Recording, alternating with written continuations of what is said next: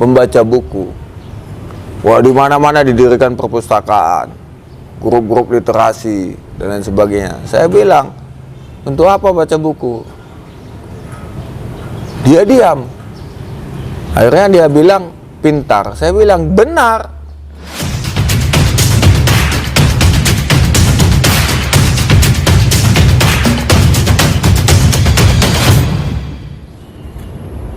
Seperti apa menurut Abang kualitas akademisi kita sekarang ini terhadap membangun kritisisme di kalangan mahasiswa?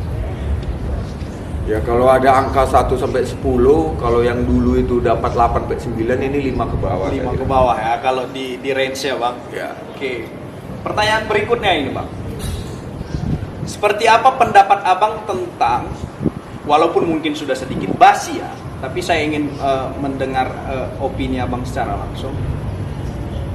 Isu tentang perpanjangan masa jabatan presiden plus pertambahan masa jabatan presiden menjadi 3 periode.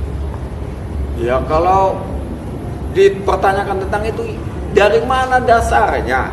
Oke. Ya dari mana dasarnya dalam arti kata poin pertama umpamanya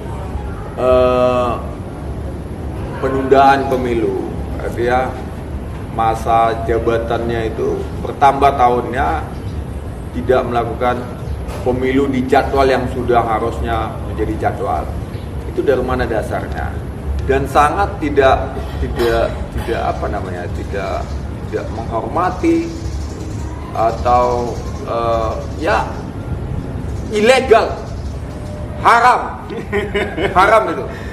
Sama dengan 3 periode. Dari mana judulnya 3 periode? Siapapun yang pemimpin di Indonesia toh kayak gitu juga. Tinggal bagaimana meminimalisir apa yang menjadi hal-hal yang tidak baik atau tidak efektif. Itu diminimalisir. Apa-apa yang mau kita maksimalkan dalam rangka memajukan negara kita ini, ya itu yang dimaksimalkan, itu aja. Apalagi demokrasi itu memang dimaksudkan untuk sirkulasi elit yang secara berkala. Oke, berikutnya Bang, hal yang berikutnya menggelitik saya juga. Kebetulan kan masternya Abang adalah hukum, magister hukum. Penegakan hukum kita beberapa tahun belakangan ini, menurut pandangan Abang seperti apa? Jadi di era demokrasi yang sedemikian rupa ini, di perkuliahan ataupun di diskusi kami, baik itu komunitas hukum ataupun kawan-kawan yang aktif dalam perpolitikan dan hukum, ya hukum ini akan tetap seperti ini.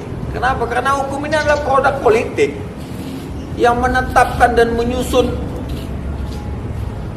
perangkat hukum itu adalah orang-orang politik. Sangat sulit memisahkan antara hal yang ideal dengan hal yang menjadi kepentingan. Nah, artinya muatan-muatan politik itu tetap akan mempengaruhi apa yang menjadi perangkat hukum. Dalam melakukan penindakan yang memang gimana ya, kita kan lagi proses menyiapkan seminimal mungkin celah aparatur hukum melakukan penyimpangan ataupun permainan di dalam penegakan hukum tersebut. Makanya kalau kita setback lagi jauh ke 20 sekian tahun lalu, di pasca reformasi itu, makanya produk yang paling banyak itu buat itu adalah menyangkut hukum.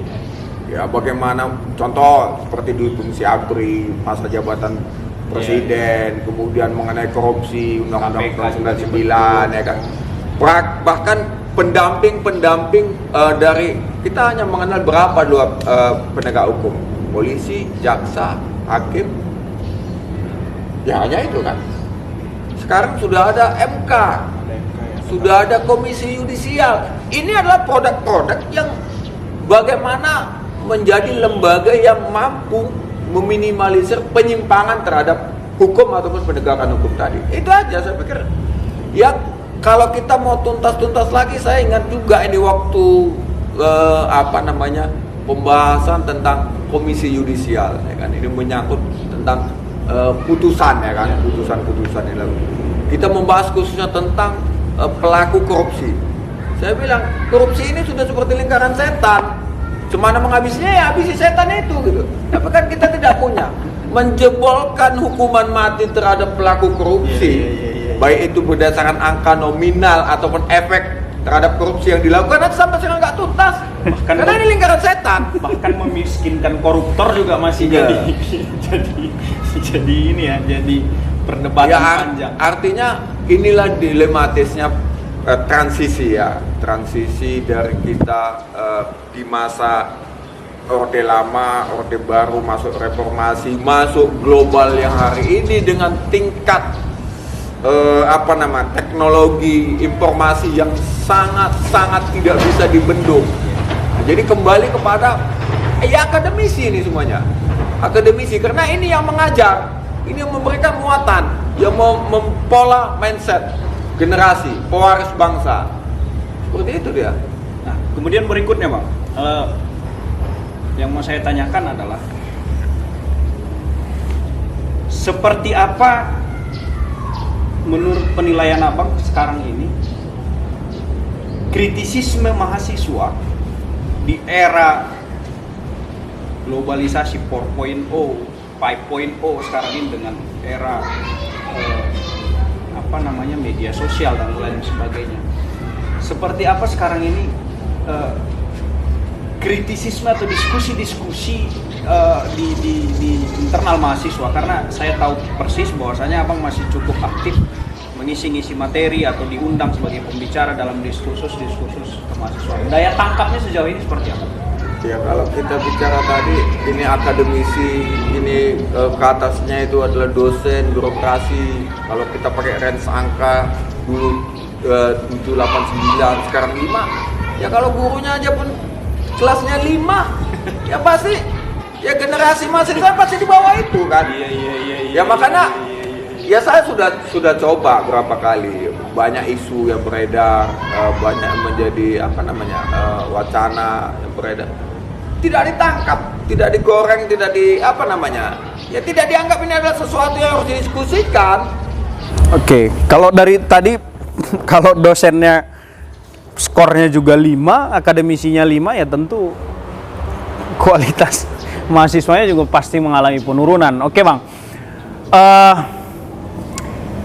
pertanyaan terakhir saya begini Bang. Reformasi itu seperti yang saya ulang dari awal tadi, gerak keluar dari otoritarianisme dan masuk ke alam demokrasi. Nah hari ini sudah ada 2 presiden produk demokrasi, one man one vote. Nah menurut penilaian Abang, kita ini masih bergeraknya keluar dari, atau sudah masuk ke, atau sudah malah masuk lagi, atau malah jadi gini, kalau saya bahasa kita sudah mau kembali lagi ke masa sebelum 98. Iya. Jadi kalau ya apa yang kita lakukan hari ini mudah-mudahan mampu melakukan pencegahan ke sana, sehingga ya minimal konstan lah, bertahan, kalau bisa ya lebih berhasil lagi dalam rangka mewujudkan demokrasi tadi. Ini kita udah mau kembali, sudah sangat-sangat bahkan mungkin lebih parah daripada masa-masa Orde Baru. Makanya kita nggak usah heran kalau ada orang yang hidup di masa Orde Baru bilang enak zaman Pak Harto kata. Iya. Ya kita nggak usah heran. Ya ini suara-suara orang yang plong aja gitu. Ya itu. Tapi di kami, ya di saya secara pribadi yang waktu itu mungkin aktif cukup ya menurut saya dalam melakukan perubahan dari masa Orde Baru itu di bawah kepemimpinan Presiden Soeharto almarhum waktu itu, ya sekarang ini merasa ya nggak akan terima hal itu terjadi kembali gitu. Harusnya kita kan ya udah lebih demokrasi lagi gitu. Oke Bang, terima kasih banyak atas waktunya. Bang Ridwan Ali Ibrahim namanya sangat keren nih sebenarnya.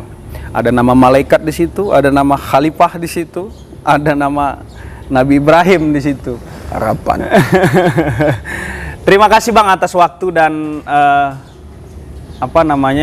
meluangkan waktunya untuk datang di podcast GMPI. Sahabat-sahabat GMPI dimanapun berada, sore hari ini kita sudah coba membedah tuntas, walaupun sebenarnya nggak tuntas.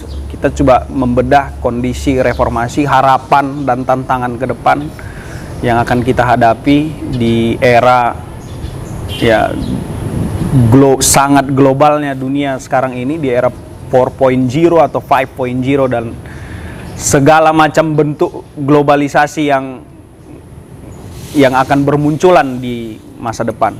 Sebagai penutup, Bang, pastinya sebagai pemuda, sebagai orang muda,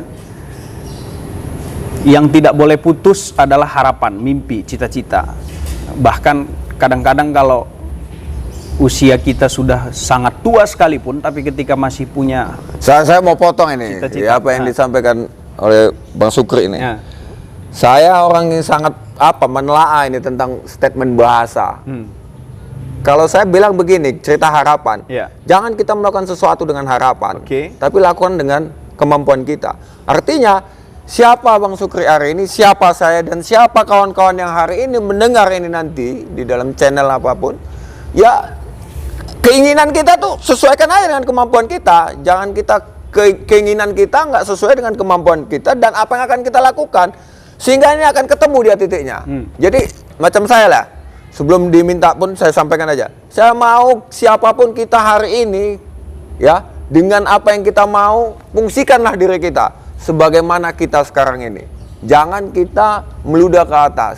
Jangan kita tidak berani menepuk dada kita dan menanya selera kita apa. Saya pikir seperti itu aja. Oke, closing statement yang menarik dari Bang Ikel. Demikian sahabat-sahabat GMPI dimanapun berada, podcast GMPI terkait dengan refleksi reformasi 97-98, 24 tahun sudah berjalan.